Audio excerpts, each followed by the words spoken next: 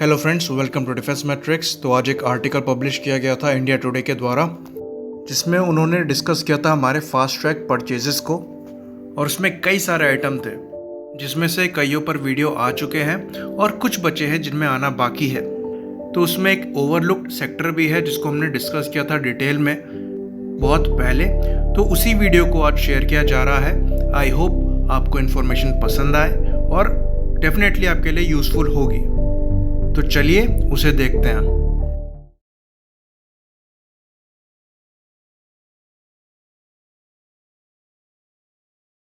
Hello friends, welcome to Defence Matrix. तो जैसे कि पास्ट वीडियोस में हमने चाइना के इलेक्ट्रॉनिक अटैक एयरक्राफ्ट के बारे में डिस्कस किया था, जो कि J-16D है। उसमें हमने जाना था कि ये कैसे वाइल्ड वीजल एयरक्राफ्ट कहलाते हैं और suppression of enemy air defences में यूज़ होते हैं। फिर उसके बाद आगे बढ़ते हुए हमने डिस्कस किया था स्कैल्प ईजी मिसाइल को, जो कि चाइनीज़ S-400 के खिलाफ घातक साबित हो सकती है। तो यहाँ पर हम अपने ऑप्शंस देख रहे थे, जहाँ पर हमने जानने की कोशिश करी कि जो सीड मिशंस हैं उसके लिए भारत के पास क्या क्या ऑप्शंस अवेलेबल हैं। तो माउंटेनस वॉरफेयर एक कम्प्लीटली डिफरेंट सिनेरियो है, जहाँ पर आपके नॉर्मल वॉर टैक्टिक्स काम नहीं आते हैं। यहाँ पर आपके long range air defence system से ज़्यादा घातक short range air defence systems, जिनको शोराड या फिर very short range air defence system, जिन्हें वी शोराड कहते हैं, और साथ ही साथ जो different man portable air defence system यानी मैन पैड्स होते हैं, वो ज़्यादा घातक साबित होते हैं। क्योंकि जो लॉन्ग रेंज मिसाइल सिस्टम के रडार्स होते हैं, उनसे आपको वहाँ का टेरेन, जो कि माउंटेनस टेरेन है, वो शील्डिंग प्रोवाइड करा देता है।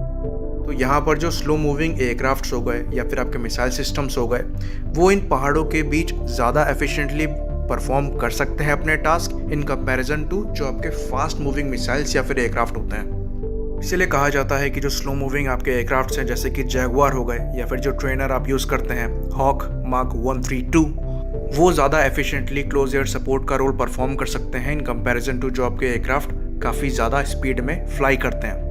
यही रीज़न है कि जो HAL है वो हॉक के कॉम्बैट वर्जन पे काम कर रहा है, जिसे आई हॉक कहते हैं, जिसमें प्रिसीजन गाइडेड म्यूनिशन को फायर करने की क्षमता होगी, जो कि काफ़ी यूज़फुल हो सकते हैं इस टेरेन में। और यही कारण है कि भारत ने एक्स्ट्रा स्पाइस बॉम्ब के ऑर्डर दिए हैं, क्योंकि इन टेरेन में प्रिसीजन गाइडेड बॉम्ब्स एफिशिएंटली काम कर सकते हैं, जिसका एक्सपीरियंस हमें कारगिल वॉर से मिला है।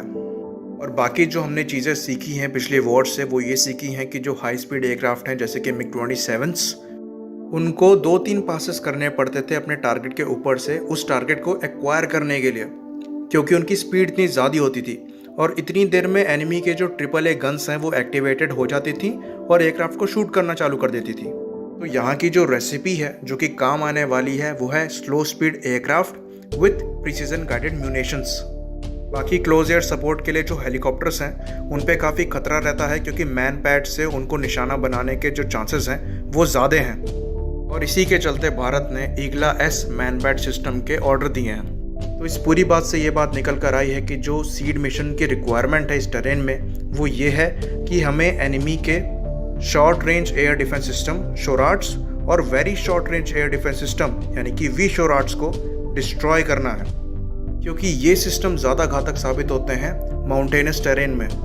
साथ ही साथ एनिमी की S-400 का भी ख्याल रखना है, लेकिन उसके लिए हमारे पास फ़िलहाल के लिए जो स्कैल्प ईजी मिसाइल है वो अवेलेबल नहीं है। तो सीड मिशन के लिए जो हमारी रिलायबिलिटी है वो लॉइटरिंग म्यूनिशंस पर है, या फिर इन्हें कामिकाज़े ड्रोन भी कह देते हैं, क्योंकि ये सेल्फ डिस्ट्रक्टिव होते हैं। तो ये लॉन्गर डिस्टेंस पे फ्लाई कर सकते हैं, काफ़ी ज़्यादा एंड्योरेंस होती है इनकी, और ऑटोनोमसली वर्क कर सकते हैं या फिर मैनुअली वर्क कराया जा सकता है। उसके लिए हमारे पास 2 ड्रोन्स हैं और दोनों इजरायली हैं। एक इजरायली एरोस्पेस का हार्पी ड्रोन है और दूसरा उसी का नेक्स्ट वर्जन हेरोप है। तो ये सीड मिशंस के लिए बने हुए हैं और ये एंटी रडार होमिंग सिस्टम को यूज़ करते हैं। साथ ही साथ जो इनका डिज़ाइन है उसको स्टेल्दी रखा गया है, जिससे इसके रडार सिग्नेचर बेयर मिनिमम रहते हैं, और प्रोपेलर यूज़ करने की वजह से जो इनके इंफ्रारेड सिग्नेचर होता है वो भी मिनिमम है। शुरुआत करते हैं इजरायली एरोस्पेस इंडस्ट्रीज़ के हार्पी से। तो इसकी जो लंबाई है वो करीबन 3 मीटर की है और जो इसका विंग स्पैन है वो करीबन 2 मीटर का है। तो जो इसकी मैक्सिमम स्पीड है वो करीबन 185 किलोमीटर प्रति घंटे की है और जो इसकी रेंज है वो 500 किलोमीटर की है। वहीं पर अगर वॉरहेड की बात करें तो ये 32 किलो का हाई एक्सप्लोसिव वॉरहेड कैरी करता है। तो ये ड्रोन्स चाइना के पास भी हैं, जिनको अपग्रेड करने के लिए 2004 में चाइना ने इसको इजराइल को वापस दिया था, और अमेरिका के प्रेशर डालने के बाद भी इजराइल ने वो ड्रोन वापस चाइना को दे दिए थे, पर उनको अपग्रेड नहीं किया था। वहीं पर अगर हैरोप की बात करें तो ये ज़्यादा एंड्योरेंस देता है और ज़्यादा रेंज है। ये करीबन 6 घंटे फ्लाई कर सकता है और 1000 किलोमीटर की इसकी रेंज है। तो ये फुली ऑटोनोमसली भी काम कर सकता है, जहाँ पर ये अपने आप ही टारगेट को आइडेंटिफाई करके टेक डाउन कर सकता है, या फिर इसे man in the loop mode में भी ऑपरेट किया जा सकता है, जहाँ पर ये रिमोटली कंट्रोल किया जाएगा ऑपरेटर द्वारा और टारगेट तक गाइड किया जा सकता है। साथ ही साथ अगर टारगेट को डिस्ट्रॉय नहीं करना है तो ये ड्रोन वापस अपने बेस पे लौट के आ सकता है और सेफली इसको रखा जा सकता है अगले मिशंस के लिए। तो ये कॉस्ट इफेक्टिव भी है। तो छोटा साइज होने की वजह से जो इसका रडार क्रॉस सेक्शन है वो एक बड़ी चिड़िया जितना है। तो ये किसी भी सरफेस टू एयर मिसाइल या फिर रडार डिटेक्शन सिस्टम से बच सकता है बड़ी आसानी से। साथ ही साथ कुछ रिपोर्ट ऐसी भी है कि इसका एक छोटा वर्जन भी बनाया गया है, जो कि इसके साइज का 1/5 है और 3 से 4 किलो हल्का वॉरहेड कैरी करता है। वो थोड़ा सस्ता भी होगा और जो उसका एंड्योरेंस है वो 2 से 3 घंटे का होगा। तो ये short range surface to air missile के खिलाफ ज़्यादा कॉस्ट इफेक्टिव ऑप्शन है। अब ये भारतीय सेनाओं के पास है या नहीं है, ये इन्फॉर्मेशन पब्लिकली अवेलेबल नहीं है। बाकी अगर इसकी कॉम्बैट हिस्ट्री की बात करें तो इसे अजरबैजान ने यूज़ किया था अर्मेनियन सोल्जर के कॉन्वॉय के खिलाफ, जहां पर उनकी ट्रांसपोर्टेशन व्हीकल को इन्होंने डिस्ट्रॉय किया था इन ड्रोनों को यूज़ करते हुए। साथ ही साथ एक हैरोप ड्रोन ने सीरियन एयर डिफेंस की SA-22 को डिस्ट्रॉय किया था 2018 में।